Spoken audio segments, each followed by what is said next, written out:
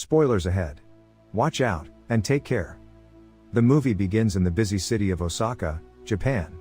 A pink-colored truck passes through the streets with a Japanese pop song playing loudly on the radio. Inside this truck is Kate, a highly skilled female assassin, and her mentor Varric, who is getting her ready for her upcoming assassination. Kate is reminded of the stakes at play, and then Varric sends her out to complete the mission. Kate proceeds towards some guards, and acts innocent with them for a bit, before killing them within a matter of seconds.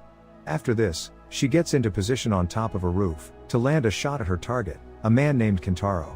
However, Kate is in for an unpleasant surprise when she notices Kentaro's daughter, Ani, coming out of his car. Kate is uncomfortable with this situation, because she doesn't like to have kids involved with her missions. Regardless, she is ordered to take the shot because the target will slip away soon. Kate reluctantly fires the shot and kills Kentaro, thus causing Ani to cry for help right next to her father's body. This incident severely affects Kate, and then some time passes by. Now, Kate jogs through the city of Tokyo against the backdrop of night, but she gets emotional upon noticing a mother with her child. Kate isn't able to deal with the life of an assassin anymore, so she goes to Varric to talk about her retirement. Varric finds it hard to believe that Kate would ever consider a normal life, and says that she'll come back to him after a couple of trips to Walmart. Regardless, Kate declares that she'll be done with this life after her next mission. Later, Kate meets a man named Steven at the bar, and he tries some of his flirting tricks to win her over. Steven's tactics seemingly work, and Kate has some fun with him in the comfort of her bedroom. However, it turns out that Steven is actually a professional, who Kate kicks out after paying for his services. Now, it's time to get down to business, so Kate takes position on the top of a roof. However, as she locks onto her target, an old man named Kijima, she seemingly faces some health issues, and it causes her to miss her shot. She is advised not to go ahead with the mission, but she ignores her instructions and shoots at the target once he is escorted into his car. This blows her cover and it leads to a chaotic sequence, wherein she has to hijack a flashy car to make her escape. However, she experiences painful symptoms once again, and loses control of the car, getting into a brutal accident. While she is knocked out, Kate thinks back to some of her childhood memories with Varric, and it includes her assassination training. After some time, she wakes up in a hospital, and learns from the doctor that she is suffering from acute radiation syndrome. This doesn't make any sense to Kate, because the cause of radiation is said to be a rare element called polonium-104. After some quick thinking, Kate quickly realizes that she's been done dirty by Steven, who had spiked her drink with this element. Kate is advised to rest as she only has one day to live, but she threatens the doctor to give her some stimulants for her condition. With a renewed sense of urgency, Kate tracks down Steven, who is with his girlfriend, Kanako. Kate smacks Steven and threatens to kill him, but he reveals that he was hired by Kazuo Sato, who is the manager of a Yakuza clan. Steven and Kanako beg for mercy, so Kate decides to spare their lives. She gets freshened up in their bathroom and asks for a lemon drink, but they don't have it. Later, she talks to Varric about what happened with her, and he reveals that Kijima belongs to the biggest family in Tokyo. She also learns that Kentaro was Kijima's brother, so this whole thing could simply be a revenge plan. She doesn't have long to live, so she decides to go after Sato and take her own revenge.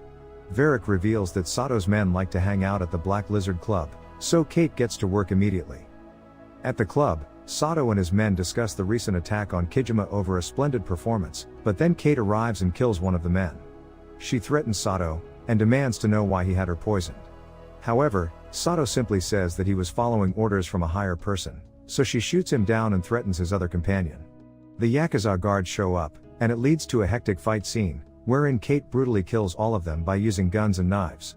One final survivor eventually reveals that Ani might have the answer that Kate is looking for. She makes her way to a club, where Ani is dancing along to the famous band Maid, playing hardcore rock music. Once here, Kate spots Ani, and takes down her guards, after which she drags her away. Ani tries to make a run for it, but Kate catches up to her and pushes for answers regarding Kijima. Ani reveals that she only talks to Kijima through a middleman named Renji, so Kate forces her to call him. Ani reluctantly gives in to Kate's demands, and has a word with Renji.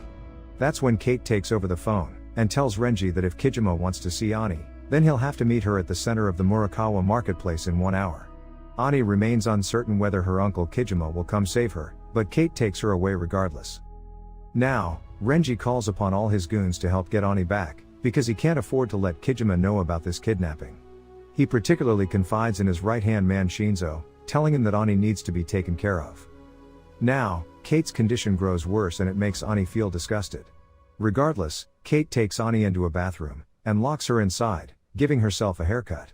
With this new look, Kate heads back into the market and gets herself a meal. After some time, Shinzo and his men reach the market and he locates Kate.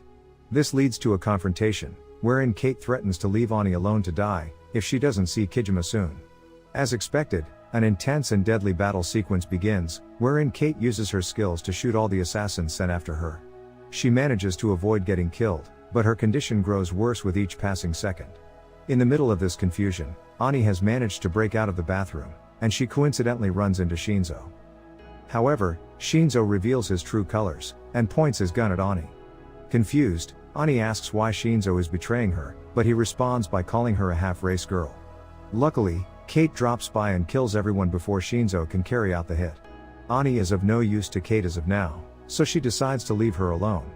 However, Ani says she can help Kate, because she wants to get rid of Kijima, whom she wrongly believes got her dad killed. Kate isn't ready to take on such a huge responsibility, but collapses from her weakness, so she asks Ani to help inject her medicine. With nowhere else to go, the women decide to team up, so that they can take down Kijima together. They sit down and discuss their next plan of action, and Ani reveals that Renji has a giant penthouse with his boyfriend Jojima. Realizing that Renji is the only person who would know Kijima's location, the women get to work immediately. Ani manages to get inside the penthouse, acting like a damsel in distress. She is quickly led to Jojima, and then Kate breaks inside the house to threaten him for information on Renji. However, Jojima turns out to be a martial arts expert who gives Kate a run for her money. Both of them get into a fierce fight to the death, but Kate gets dominated brutally. Ani tries to help, pointing a gun at Jojima, but she's a horrible shot and gets smacked down after accidentally shooting Kate. Luckily, Ani gets back up and smashes a bottle into Jojima's head, thus taking him down for good. After investigating the house, the women learn where Renji is and track him down. Kate quickly kills Renji's guards, and threatens him for information. After a lengthy negotiation, Renji says that Kijima last told him that he wants to be among his family. Ani understands this clue, so she takes Kate to an old family house where Kijima's family had grown up together. Before moving ahead, Kate calls Varric to say that she's finally going to complete her mission, but Varric seems a little suspicious with the way he tries to stop Kate. On their way to the family house, Kate and Ani briefly bond with each other. Ani mentions how she never got to see her mother, because she was an illegitimate child. The women finally reach their destination, and Kate decides to go in alone. Ani wants to come along, but Kate reminds her that she is still a kid, so she should stay outside. Kate enters the house, and finds Kijima, who doesn't seem the least bit bothered to see her. She asks why he had her poisoned. Kijima reveals that he doesn't care about her at all. That's when he shows her a photo that exposes Varric to be the mastermind behind everything. Kate is shocked to learn about this betrayal, and then we see Varric show up outside the house. He tries to talk to Ani, despite her excessively rude behavior. As Kate tries to comprehend Varric's betrayal, Ani finally learns the truth about Kate killing her father back in Osaka. Kijima is ready to atone for his sins, and he allows Kate to shoot him down. She fires a bullet, and then she runs out of the house to get Ani. However, Varric has already brainwashed Ani, who shoots Kate to take revenge. With Kate dying on the ground, Varric takes Ani in his car and drives away. However, Kate survives the gunshot, thinking back to her survival lessons with Varric. Here, we learn that Kate had actually spared Kijima, and he pays back the favor by giving her a shot of her stimulants. Meanwhile, Varric is shown to be working with Renji, who was the one that ordered the hit on Kentaro. Now, Kate and Kijima team up to save Ani from the villains, and this time, Kate even gets her favorite lemon drink to refresh herself. Kate, Kijima and his assassins get into Renji's headquarters, and kill all the guards with assault rifles. Varric decides to use Ani as a hostage, and then he sends his own squad to attack Kate and Kijima. A tense sequence follows, but Kate is able to survive her attackers, as is Kijima. With their options running out, Varric and Renji decide to split up, but Renji gets caught by Kijima and his men. Kijima challenges Renji to a sword duel, but Renji ridicules him for being old. Despite this, Kijima owns Renji in the battle, and kills him off quickly. Then, Kate unleashes a bomb on Varric's men, but gets into a shootout, wherein she gets severely injured. She manages to kill everyone in her way, and then she confronts Varric. She also tries to apologize to Ani, but Varric mocks her efforts. Kijima and his men reach the scene, but he tells his men to stand down for now. Kate and Varric shoot at each other, and injure themselves, thus allowing Ani to escape. Kate has one last word with Varric, and spends her last few moments with Annie. She finally smiles for once in her life, and passes away in Annie's arms. The end. Thank you for watching. Subscribe if you'd like to see more videos like this. Turn on the notifications, and leave a like to help the channel out.